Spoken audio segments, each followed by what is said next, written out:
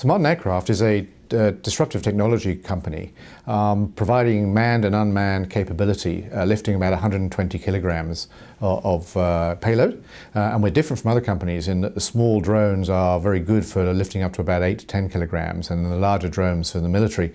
But for us, we're actually in a niche area which is going to serve a number of customers, including the first responder as our first customer. So our first customer is the first responder, which is the fire, police, ambulance, natural disaster recovery and border security.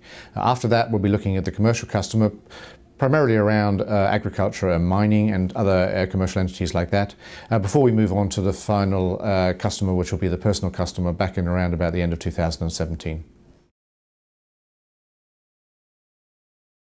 So the aircraft is driven by two ducted fans that actually lifts a man or an unmanned capability that we have, lifting up to 120 kilograms. It's fly-by-wire, which means it actually is controlled by a computer system, which means it's very, very easy to fly. And if it all goes wrong, you just take your hands off the controls and the aircraft comes to a halt and a hover in that particular area.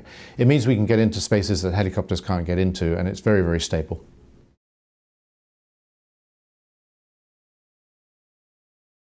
It's pretty exciting for Martin Aircraft right now because we're non-revenue. We're actually a technical company that's going from the startup environment that we're in through research and development and eventually to commercialization in the second part of 2016. So we're in the startup phase right now and obviously moving towards that commercialization phase.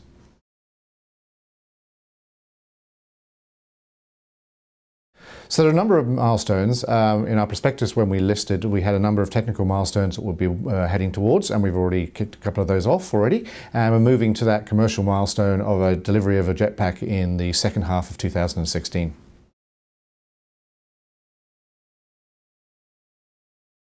Well, in any technical environment, there are obviously challenges around the technical progress that we're making. We're pretty happy with where we're going right now. We've got a lot of the technical risk identified, and we have plans in place to actually mitigate those risks as we go.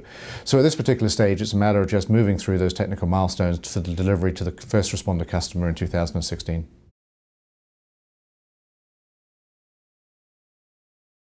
So we're very much a non-revenue company right now, so we have full funding towards commercialization, thankfully for the IPO and our cornerstone investor. And that'll allow us really to meet those milestones as we go through the next 12 months and deliver those, deliver the product to the customer in the second half of 2016.